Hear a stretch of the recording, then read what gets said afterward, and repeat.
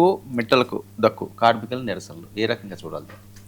విశాఖ ఉక్కేమో దాన్ని గాలికి వదిలేశారు. ఇటేమో మిట్టల్ ఫ్యాక్టరీకి ఈరోజు చంద్రబాబు నాయుడు లోకేష్ వెళ్ళి శంకుస్థాపన చేస్తున్నారు. ఇక్కడ రెండు సమస్యలు. విశాఖ ఉక్కుకు సంబంధించిన భూమి 3,000 ఎకరాలు ఉన్నాయి. అవి అదానీకి ఇస్తున్నారు.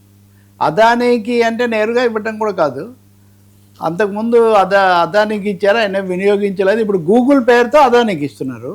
సో విశాఖ ఉక్కును కాస్త పని చేయించే పద్ధతి, అక్కడ బ్యాటరీలు లేదా ఓవెన్లు పని చేయించి దాన్ని చక్కగా నడిపించే బదులు అక్కడ కార్మికులకేమో విఆర్ఎస్ నోటీసులు ఇచ్చి దాన్నేమో దాదాపు పొమ్మని లేక పొగబెట్టినట్టుగా దానికి పీక నులిమేటటువంటి ప్రయత్నం భారీగా జరుగుతుంది. అంతకుముందే గంగవరం పోర్టు అదానికి అమ్మేశారు ప్రభుత్వాలు మారినా, కానీ ఇప్పుడు మిట్టల్ దాన్ని కూడా శంకుస్థాపన చేస్తున్నారు. ఇక్కడ కూడా మళ్ళీ ఏంటి, ఆ నిర్వాసితులకు ఇంతవరకు వాళ్ళకి కావాల్సినటువంటి పరిహారం ఇవ్వలేదు.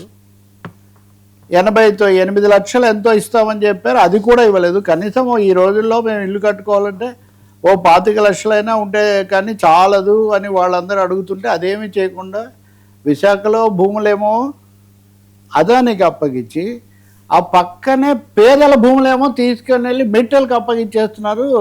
ఎలాంటి పరిహారము అది లేకుండా. సో దీంతో అక్కడ తీవ్రమైన ఆందోళన వస్తుంది. కమ్యూనిస్ట్ పార్టీలు కానీ లేకపోతే కార్మిక సంఘాలు, ముఖ్యంగా ఇల్లు కోల్పోయిన వాళ్ళు ఎలా పెట్టుబడులు వస్తాయి లేకపోతే ఇంకొకటి అనుకుంటూ మీరు భారీ ఎత్తున ఇలా చేస్తే ఎట్లా అనేది. ఇది ఆంధ్రప్రదేశ్లో ఈ కార్పొరేట్ మోడల్తో చాలా సమస్యలు వచ్చేస్తున్నాయి. నిన్ననే ప్రభుత్వం ఇంకొక విధాన నిర్ణయం కూడా చేసింది.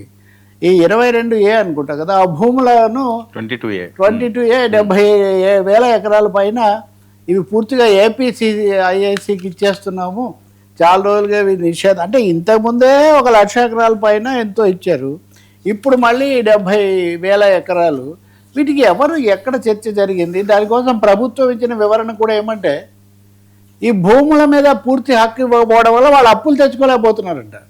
అంటే ఇక్కడ నిర్వాసిత వాళ్ళు లేకపోతే ఇంకొకటి ఆ సమస్య వాళ్ళ గురించేమో మిట్టల్ దగ్గర చేయడం లేదు, ఆ వచ్చే వాళ్ళకి ఎలా తొందరగా చేయాలి, is of doing, speed of doing, కలెక్టర్లను ఐఏఎస్లను దానికోసం హడావుడి పెట్టడం, ఈ ధోరణి బాగా పెరిగిపోయింది. పారిశ్రామికీకరణ వద్దు, పరిశ్రమలు వద్దు అని ఎవరంటారు, కానీ దాన్ని పర్యావరణాన్ని ప్రజల యొక్క భద్రతను అన్నింటినీ కూడా దృష్టిలో పెట్టుకొని చేయాల్సినటువంటి పనికి ఇటు విశాఖ ఉక్కుకు సంబంధించిన ఉపేక్ష, దానికేమో కాస్టింగ్ గనులు దానికి ఇవ్వకుండా దీనికి ఇవ్వటం, అదానేమో బొగ్గు తెచ్చి ఈ భూముల్లో పెట్టుకుంటాడంట, అదాని మిట్టలేమో ఇక్కడ వచ్చి తిష్ట వేస్తున్నారు. కానీ విశాఖ ఉక్కేమో అది పూర్తిగా దెబ్బతినిపోయేటటువంటి పరిస్థితి అక్కడ ఏర్పడుతుంది. దీని మీద నిరసనలు వస్తున్నాయి. అసలు విశాఖలో నెమ్మదిగా ఇప్పటికున్న కాలుష్యం ప్రమాదాలు చాలాగా, తగిన భద్రత లేకుండా చుట్టుపక్కలంతా ఒక విధమైన కార్పొరేట్ పందేరంగా మారుతిపోతుంది. అంతకుముందు గీత యూనివర్సిటీకి 5,000 కోట్ల విలువైన భూమి ఇదంతా ఉంది. సో ఇది ఒక తక్షణ సమస్యగా ఉంది. బహుశా దీన్ని ప్రభుత్వం సకాలంలో అర్థం చేసుకొని ఆ నిర్వాసితులకు తగిన పరిహారం ఇచ్చి వాళ్ళ పునరావాసం తర్వాత కదా ఇది, ఎందుకు ఇది జరుగుతుంది అంటే సమాధానం లేదు. అందులో కూడా మళ్ళీ ఇంకో తమాషా ఉంది. ఈరోజు ఆ మిట్టల్ ఫ్యాక్టరీకి సంబంధించిన అడ్వర్టైజ్మెంట్ చూస్తే అది సాక్షిలో ఒక విధంగా ఉంది, ఆంధ్రజ్యోతి ఈనాడులో ఒక విధంగా ఉంది. దాంట్లోనేమో ప్రభుత్వం యొక్క లోగో ఉంది, ఈ రెండిట్లో దాంట్లోనేమో లేదు. ఒక మంత్రి ఫోటో అందులో లేదు, వీటిలో ఉంది. అంటే ప్రభుత్వాల్లో చాలా వ్యవహారాలు ఒక విధంగా సందేహాస్పదంగా జరిగిపోతున్నట్టుగానే కనిపిస్తుంది. ఎందుకు జరుగుతుంది, ఎక్కడ తేడాలు వస్తున్నాయి, ఈ ఒత్తిళ్ల మధ్యలో అధికార యంత్రాంగం కూడా ఎలా అన్నది పెద్ద ప్రశ్నగా ఉంది. మిగిలినవన్నీ ఎలా ఉన్నా విశాఖ ఉక్కును కాపాడడము, దానికి కావాల్సినటువంటి తక్షణ సహాయం గనులు కేటాయించటము, ఈ మెటల్ ఫ్యాక్టరీ పేరుతో నిర్వాసితులైన భూములు కోల్పోయిన వాళ్ళకు వెంటనే వాళ్ళు అడుగుతున్నట్టుగా 25 లక్షలు కాకపోతే కొంచెం అటు ఇటుగా కేటాయించి వాళ్ళకు పునరావాసం ఏర్పాటు చేశాక ఆ పనులు జరిగేట్టు చూడాలి. ఎందుకంటే ఒకసారి పనులు గ్రౌండ్ అయ్యాయంటే ఇంకా తర్వాత వాళ్ళని ఎవరు పట్టించుకోరు. వాళ్ళ దుమ్ము కొట్టుకొని దాని చుట్టూ నినాదాలు చేసుకుంటూ ఉండాల్సిందే. అలాగే నేను ఇందాకే చూస్తున్నాను, సిపిఎం వాళ్ళు కూడా ప్రకటన చేస్తున్నారు, ఈ 22A భూములే కాదు, ఈ దాదాపు 2 లక్షల ఎకరాలు అప్పుడు ఇప్పుడు అన్నీ కలిసి వీటి మీద శ్వేతపత్రం ప్రకటించాలి. ఎవరికి ఇచ్చారు, ఎందుకు ఇచ్చారు, ఎవరేం పరిశ్రమలు పెట్టారు, దానివల్ల పడిన ప్రభావం ఏంటి? ఎందుకంటే ఒకవైపు వినియోగించలేదనే భూముల జాబితా చాలా ఇప్పుడు అదానికి కూడా ఎప్పటి నుంచో ఆయన చేతిలోనే ఉన్నాయి ఆ భూములు. ఇప్పుడు మళ్ళీ ఏదో పేరుతో వర్మ అండ్ కంపెనీ అని పెడతాను నేను. ఇది ఎండ్లెస్ ఎక్సర్సైజ్ లాగా అయింది.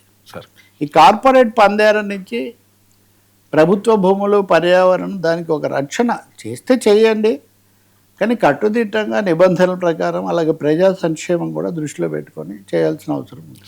సార్, అమరావతి చెడుగుడు ఐఏఎస్లతో చెలగాడు. అమరావతి మొన్న కూడా మనం మాట్లాడినట్టు ఆ కన్నబాబు అని ఆయన మార్చేసి విజయరామరాజు అని కొత్త ఆయన దీనిగా పెట్టారు. పెడితే ఆ రోజే ఆ వార్త అంతా వచ్చింది. అది రాజధానితో చెడు కూడా ఆడుతున్నారు. ఎన్ని రోజులు ఇప్పుడు ఇంతమందిని శ్రీకాంత్ దగ్గర నుంచి కన్నబాబు వరకు వీళ్ళందరినీ ఇంత వేగంగా మార్చేస్తుంటే అసలు ఒక సమగ్రమైన విధానము, ఖచ్చితమైన సత్వరమైన అమలు లేకుండా పోతూ ఉంది. దీనివల్ల ఏమవుతుందంటే ఈ ఐఏఎస్లకు ఉండే పట్టు వీళ్ళకు ఉండట్లేదు. అసలు ఆ విధానాన్ని అర్థం చేసుకోవడానికి ఎవరికి మినహాయింపు ఇవ్వాలి, ఎవరికి ఎంత ఇవ్వాలి, కంటిన్యూస్ కొనసాగుతున్న సమస్యలు ఏంటి, కొత్త అంశాలు ఏంటి, ఇది ఒకవైపు దృష్టికి రావట్లేదు, అసలు వాళ్ళకి అర్థం కావట్లేదు. ఇంకా రెండో వైపున కార్పొరేట్ సంస్థలేమో అంతకుముందు 2014-19 మధ్య ఎవరైతే సంస్థలు ఉన్నాయో, ఎవరైతే కాంట్రాక్టులు తీసుకున్నారో వాళ్ళు ఇప్పటికీ ఉన్నారు. అది ఎలాంటి వాళ్ళు కావచ్చు, లేకపోతే ఇంకొక షాపూర్జీ పల్లవంజీ కావచ్చు, వాళ్ళు అలాగే ఉన్నారు. సో వాళ్ళు ఎక్కువ పవర్ఫుల్ అయిపోయి అధికారులు కాస్త వాళ్ళ ముందు ఒక విధమైనటువంటి అసహాయత, అస్పష్టతకు గురవుతున్న పరిస్థితి. ప్రజలు, రైతులేమో అధికారులు దీనివల్ల వస్తుందంటే అధికారుల అవినీతి దీనికి చాలా కారణం, అధికారులే ఆలస్యం చేస్తున్నారు అని పదే హెచ్చరికలు చేయడం, కొంతమందిని వీళ్ళని కింది వాళ్ళని పంపించేయడం, ఇదంతా జరుగుతుంది. ఎందుకు ఐఏఎస్ల మీద ఇంత అవిశ్వాసం? లేకపోతే అక్కడ సిఆర్డిఏ కమిషనర్ మీరు ఒకటి చూడండి, మీరు డిబేట్ చేస్తున్నట్టు